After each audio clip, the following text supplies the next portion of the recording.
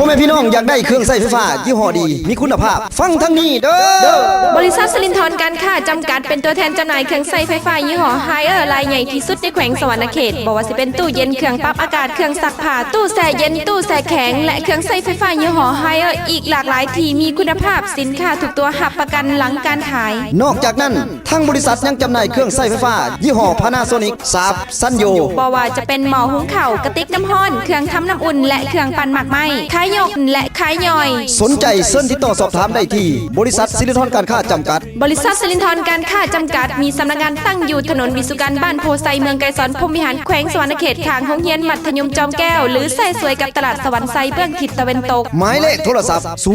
041 253 371 020 555 41744และ020 555 40154สินค้าดีมีคุณภาพได้มาตรฐานสากลต้องแม่นบริษัทสิรินธรการค้าจำกัดเท่านั้น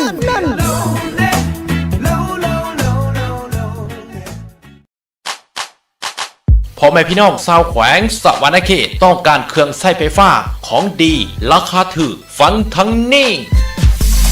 บริษัทสิรินธรการค้าจำกัดพวกเขาเป็นตัวแทนจำหน่ายเครื่องใช้ไฟฟ้ายี่ห้อโตชิบ้าไฮเออร์ซัมซุงพานาโซนิกซาบและยี่ห้ออื่นเช่นว่าโทรภาพสีตู้ซักผ้าตู้เย็นตู้แช่แอร์เย็นตู้แช่แข็งเตาอบไมโครเวฟเตารีดหม้อหุงข้าวและเครื่องใช้ไฟฟ้าอื่นครบสุดของดีราคาถูกได้มาตรฐานสากลบนพื้นฐานรายได้ตัวจริงของประชาชนสนใจต้องการอยากซื้ออยากขายอยากเป็นตัวแทนจำหน่ายติดต่อพอพันได้ที่บริษัทสิรินธรการค้าจำกัดตั้งแปะกับถนนสันติภาพต่อหน้า11 แยกบ้านพลสว่างใต้เมืองไกรสอนพรหมวิหารแขวงสวรรณเขตหมายเลขโทรศัพท์041